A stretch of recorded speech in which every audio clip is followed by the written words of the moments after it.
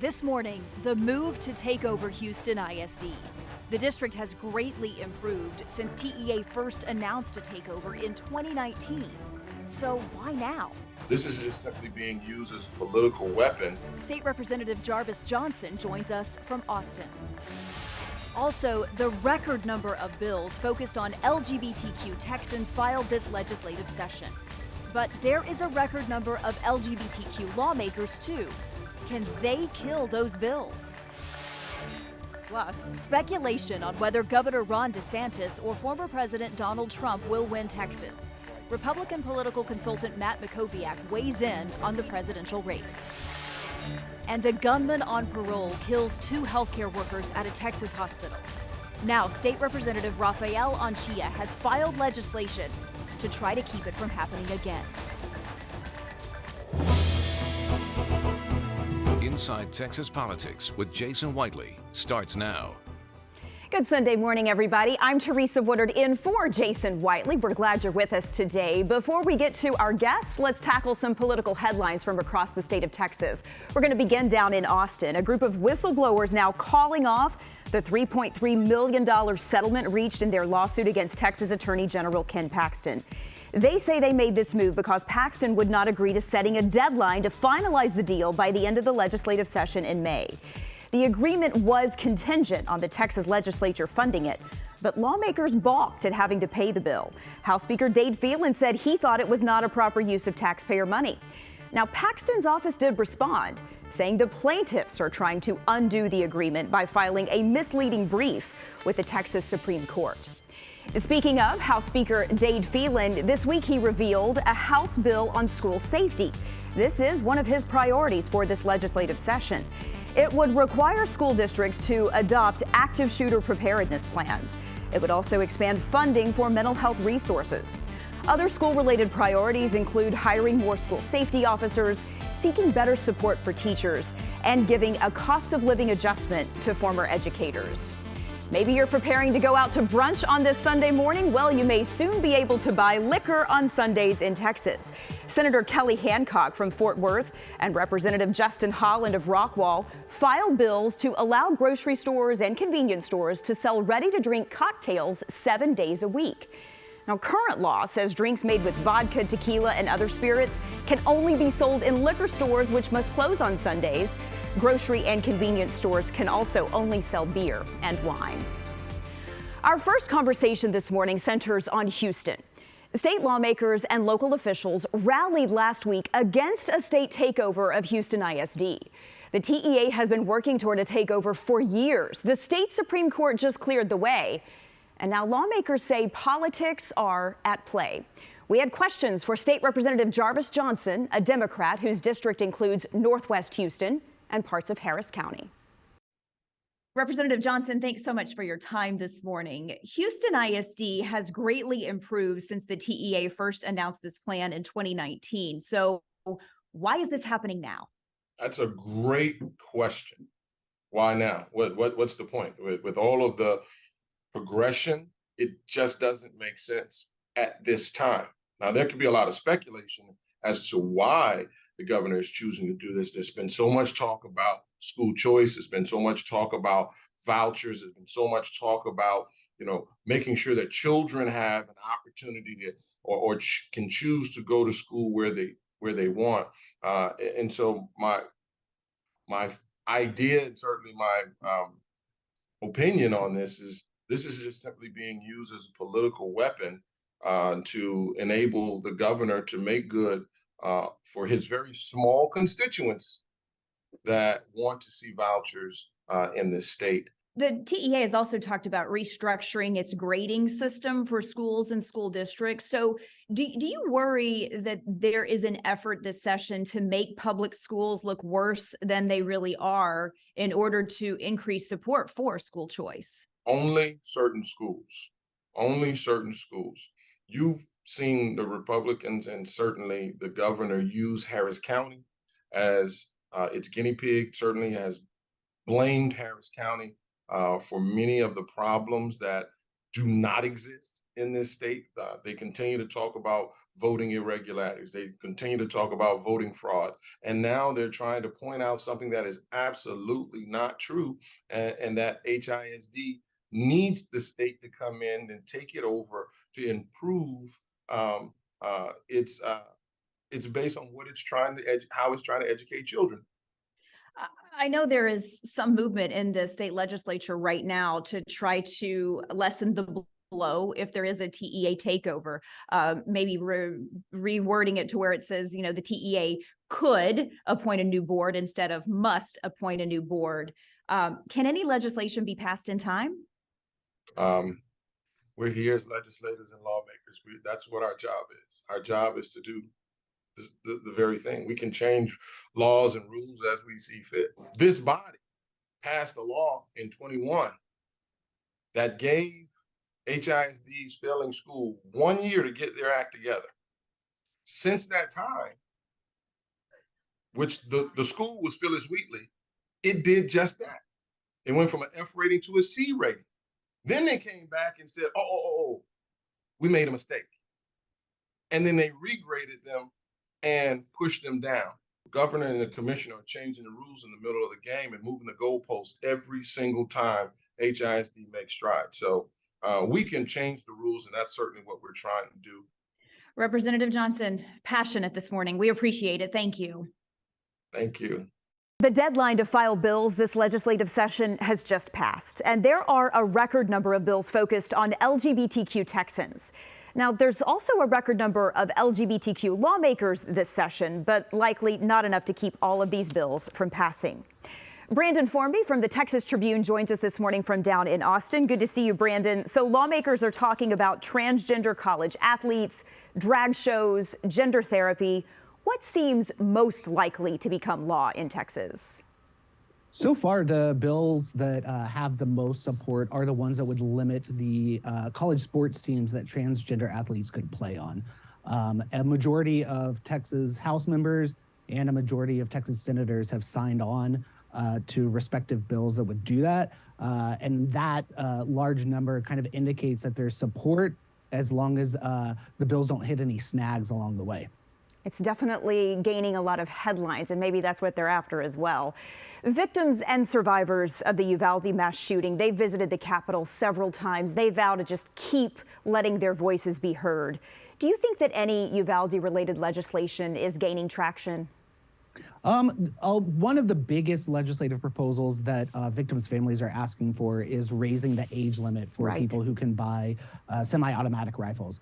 Lawmakers have been very clear that that is not likely to go anywhere this session. But, you know, we did see a bill from the House this week that would bolster school security and would also require schools to have an active shooter plan that also lays out the incident command of law enforcement, which, you know, by now everybody in Texas knows there was a huge delay because of that in responding to Uvalde. All right, very good. Lots of conversations to be had about this. We appreciate it, Brandon. Stick around. We'll see you again in just a few minutes. Coming up, State Representative Rafael Anchia's plans to overhaul ankle monitors in Texas. Last fall, a man wearing one allegedly shot and killed a nurse and social worker in a Texas hospital. And who will win Texas in 2024? Trump, DeSantis, maybe even Governor Greg Abbott? Republican political consultant Matt Mackowiak's predictions on the presidential race. Welcome back to Inside Texas Politics. Last fall, a man out on parole for an aggravated robbery allegedly walked into a Dallas hospital with a gun and shot and killed a nurse and social worker. He was wearing an ankle monitor. He had violated the conditions of that monitor before, but was still free. Lawmakers now say ankle monitors need an overhaul in Texas. Representative Rafael Anchia announced several bills this week. He is a Democrat from Dallas. Representative Anchia, thank you so much for giving us some of your time this morning. It's good to see you. Good morning. So will all of your bills pass? Yeah, that's the idea. I mean, we have broad bipartisan support. We have bills that have been filed both on the Senate side by Republicans and Democrats, also on the House side. So there are a number of different vehicles that are going to move forward. I filed a suite of 3 bills. One that raises or it creates a criminal offense for cutting off your ankle monitor. I was surprised that this wasn't already the law. Number two, it requires parole officers, if there's a violent criminal going to a hospital, they have to notify the chief law enforcement officer for that hospital. And the third one increases the penalty for assaulting a healthcare worker all the way up to a felony. I know that Dallas Police Chief Eddie Garcia called this a good first start. Do you feel as if there's more legislation that you would be interested in seeing, but that we're just not quite there yet? Well, the chief has been a champ on these bills. The reason he calls it a good first start is that he doesn't believe we should have ankle monitors on violent criminals at all. And that is a broader debate that we're going to have in the legislature this session. So he's not wrong, but it is beyond the scope of these three bills that try to deal with the terrible murders that we had in my backyard, in my community at Methodist Hospital. You asked for a state auditor to look into what happened. What's the status of that investigation? So the state auditor jumped on it. I mean, she is reviewing Texas Department of Criminal Justice and also the Board of Pardons and Paroles, which is the governor's handpicked team. There were a number of different failures along the way. There were at least 6 different occasions that the Board of Pardons and Paroles or the Department of Criminal Justice could have prevented this tragedy. You know, what we found out, and she's looking into this, her report's going to be due in April. What we found out is that this murderer had been arrested a number of different times. There had been 52 different violations of his ankle monitor, including his attempt to cut it off. And the Board of Pardons and Paroles didn't revoke his parole. You make a promise when we put you on an ankle monitor, you make a promise to society, you're going to be a model citizen.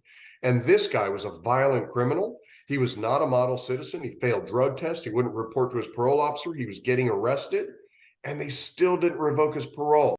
You talked about a larger conversation in the legislature surrounding ankle monitors. You personally, do you believe they should be used at all in our state? Well, I don't believe they should be used with respect to violent criminals, right? And I think we should have a very low tolerance for people who violate ankle monitors. Now, I don't know if it's the ankle monitors themselves or it's just our criminal justice system that is shortly staffed, that is underfunded, and that doesn't do the job of oversight, but there are clearly breakdowns along the way. So when you talk about that and you talk about potentially adding duties to parole officers when it comes to, you know, approving hospital visits and also alerting the hospital, could we potentially have a manpower issue where there's just not enough people to keep up with this? Will any of your bills address that? So on the staffing, you know, we've got a historic $32 billion surplus in the state. We've underfunded our criminal justice system for a long time. That's a process that's happening in parallel to these bills. And that will go through the appropriations process. The Texas Department of Criminal Justice has made a pretty significant ask of the state so that they can pay people more to remain competitive in the market. But the reality is what I'm asking is not really hard. Literally, a parole officer using a phone could pick up the phone and call the chief law enforcement officer of a hospital and say, hey, you've got a violent criminal or a person with a violent history that's coming to your hospital, put eyes on them, pat them down at the door. This is what they look like, and this is their criminal history. That did not happen in this case. That needs to happen in the future to avoid these tragedies. Representative Anchia, thank you so much for your time this morning. We appreciate it. Thanks for having me this morning. Well, the presidential election is more than a year and a half away, but that has not stopped speculation on whether Governor Ron DeSantis or former President Donald Trump can win Texas, especially not when DeSantis visits the 2 biggest cities in this state.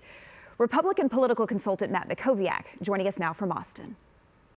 Matt, thank you so much for your time this morning. It's good to see you. Thank you. Thanks for having me. So what does a trip to both Houston and Dallas by Governor Ron DeSantis last weekend, what does that mean?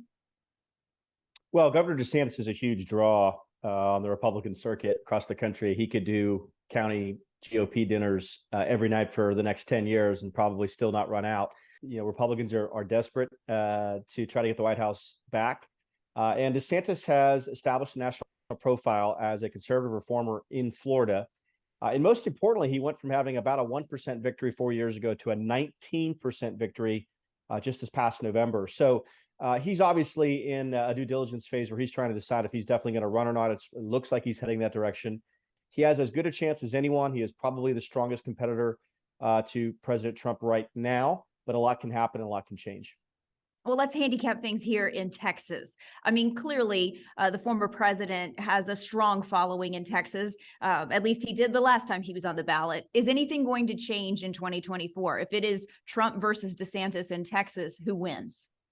Yeah, it certainly looks as though Trump's hold on the Republican Party is not as strong as it once was. And there's polling really that can show you almost any conclusion you want. But look, Texas is a Super Tuesday state. It's down the road a little bit. You'll have Iowa, New Hampshire, South Carolina that will shake out a bit and probably narrow the field considerably. You might have 8 or 10 credible candidates running by the time Iowa comes around. You might only have 2 or 3 by the time Texas comes around. So could I see a scenario where DeSantis wins Texas? Sure. Could I see a scenario where Trump wins Texas? Sure.